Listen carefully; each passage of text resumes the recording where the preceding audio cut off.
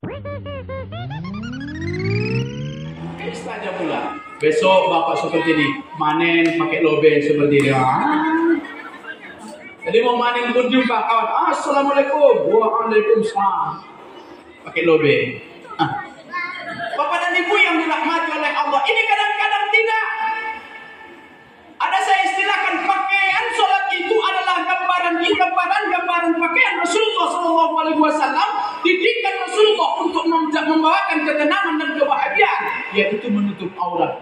Pakaian sholat itulah seharusnya kita bawa pakaian sehari-hari kita. Ini kadang-kadang tidak. Ada pakaian saya istilahkan sekarang bu, pakaian sapi baket. Tahunya ibu sapi baket? Udah tahu ibu? Sapi baket, separuh picak, baju ketat. Ya Allah, anak gadis sekarang, anak muda sekarang pak, celananya nih pak, ukurannya nggak sampai ke atas pinggangnya nih. Cuma di sini pinggangnya. Ya Allah, saya kalau anak muda katanya remaja masjid, tapi kalau duluan orang tuh sholat pak, di muka awal orang tuh, ya Allah mau sujud tuh pak, itu pun bajunya, baju apa namanya itu, yang model-model pas itu, ngepres. Kalau sudah sholat pak, duluan orang itu di muka, selalu awal, waktu ruku tuh ya Allah. Awak tengok kadang-kadang, ya Allah bari yang bambu kawan ini. Saking singkatnya bapak dan ibu yang dirahmati oleh Allah. Anak gadis pun seperti itu, bapak mama pun seperti itu. Kadang-kadang jumpa di Kota Pinang. Ada juga yang saya kenali dijumpa di Kota Pinang. Ini orang konses ini saya bilang. Sapi baket. Apa namanya bu? Manset. Apa bu? Manset itu sebenarnya itu celana dalamnya itu pak. Celana dalam pak. Inilah untuk menciptakan ketenangan dan kebahagiaan antara suami dan istri itu harus saling memperhatikan. Kita perhatikan istri kita itu pak, pakai busana muslim atau tidak.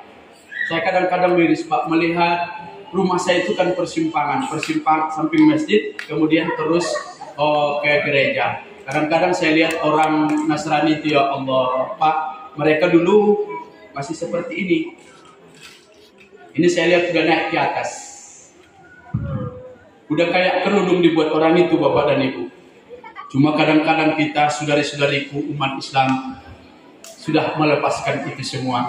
Bapak dan ibu yang dirahmati oleh Allah Subhanahu wa taala, sapi baket, separuh picak, baju ketat.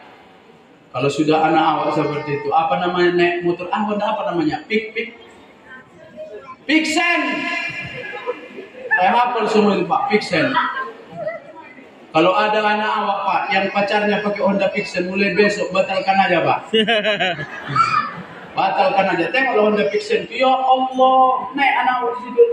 Kenapa pula tempat duduknya itu? Mungkin balik dan awak di situ. Ya Allah. Itulah yang dipakai anak sapi baket, ustaz di belakang. Awak pun kadang-kadang pengen nyawa Pak naik Honda dari Kota Pinang, Karanto Parapat mau ceramah. Tahu lah anak sekarang diuji orang terus tak tiba. Kita coba dulu start ya. 10 meter di muka awak nggak mau melaju lagi. Yang dipakai anak sapi baket. Ya Allah. Awak tengok juga lah, mau tak mau awak tengok juga lah. Cuma tak pikiran juga di hati awak. Ini yang dipakai anak yang coklat apa yang merah ini awak pikiran. Ya Allah. Pakaian-pakaian maksiat. Itulah pakaian yang mendatangkan laknat. Pakai celanamu sangatlah padat. Pakai baju amatlah kotak. Lengan bajunya amatlah singkat.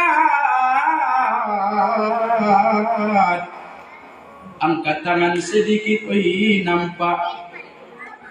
Ya, mandang sedikit nampaklah pusat.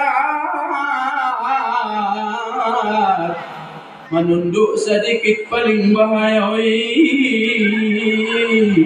Nampaklah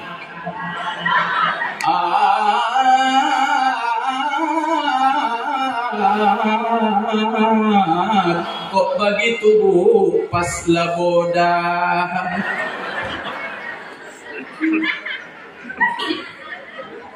Ini mau salat. Nah, Bapak dan Ibu yang dirahmati oleh Allah Subhanahu wa taala, sudah kita tutup aurat, Bapak dan Ibu, barulah kita berwudu. Di saat berwudu, ibu-ibu saya yang dirahmati oleh Allah, di situ juga ada syaratnya. Apa itu syaratnya? Yang pertama adalah berkumur-kumur. Pak, Bu, tolong Bu diamalkan ini. Berkumur-kumur itu bukan hanya membersihkan sisa mulut yang ada di dalam mulut kita, Pak. Bukan hanya membersihkan kotoran saja, Pak. Akan tetapi makna daripada berkumur-kumur itu, Bapak dan Ibu yang dirahmati oleh Allah, di saat kita berkumur-kumur, bisa menetes air mata kita. Ya Allah, betapa mulianya Engkau memberikan mulut ini dapat berbicara, bisa ngomong, sehingga dengan mulut ini saya bisa bahagia. Ya Allah, betapa mulianya Engkau memberikan saya bisa berbicara. Tapi jangankan setahun yang lalu, jangankan sebulan yang lalu, jangankan seminggu yang lalu, mulai dari tadi pagi coba kita renungkan, siapa orang yang terluka sudah dengan mulut ini, Bapak dan Ibu yang dirahmati oleh Allah. Waktu Nabi Muhammad Isra wal Mi'raj di langit yang pertama, dilihat oleh Nabi Adam, dilihat Nabi Muhammad, banyak umat muslim yang masuk neraka. Ditanya Nabi Muhammad, Jibril, siapa yang masuk neraka itu? Umatmu yang sholat, umatmu yang puasa, umatmu yang berzakat, umatmu yang naik haji dan umroh. Apa kata Nabi Muhammad? Jibril, kenapa umatku itu masuk neraka padahal mereka sholat, puasa, zakat dan haji, umroh? Kenapa mereka masuk neraka? Apa kata malaikat Jibril? Bapak dan Ibu, karena mereka tidak bisa menjaga mulutnya, menyakiti hati orang lain. Janganlah Anda mudah berkata, mencela orang buruk lakunya, sedang dirimu sudah ternyata hanya pandai berkata saja. Jauhi sifat sombong dan takbur, menepuk dada, banggakan diri, ajarlah diri berbudi luhur, agar tiada orang yang benci. Allah masih lagi penyayang, sujudlah diri mohon ampunan sebelum engkau kembali pulang. Taubatlah diri dari sekarang sebelum engkau kembali pulang. Taubatlah diri dari sekarang. Bapak dan Ibu yang dirahmati oleh Allah, baru menjaga mulut, baru itu berkumur-kumur. Ya Allah, itu belum sholat, Pak. Baru berkumur-kumur kita sudah bisa menangis sifatnya. Kenapa Bapak dan Ibu yang dirahmati oleh Allah? Kenapa hidup kita susah? Kita cari nafkah mati-matian, tapi hidup kita susah, masalah terus dalam rumah tangga kita.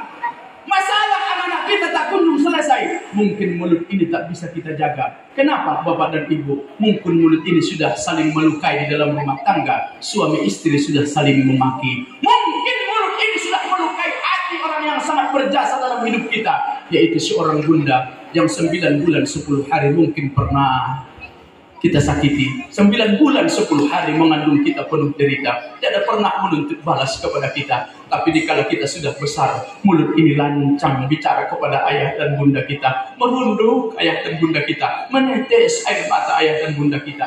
Janji Allah, jangankan surga, baunya surga pun haram untuk kita dapatkan. Dunia ini Allah tidak berikan kebahagiaan, ketenangan kepada kita.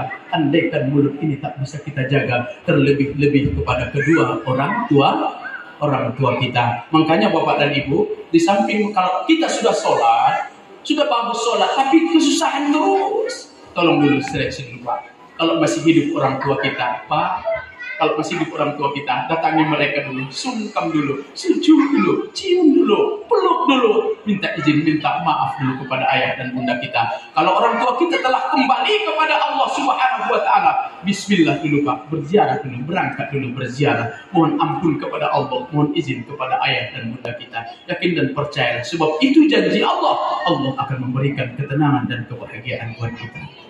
Itu berkumur-kumur, Pak. Baru berkumur-kumur, baru kita mengangkat air sembahyang, membasuh muka kita. Tidak hanya membasuh, Pak.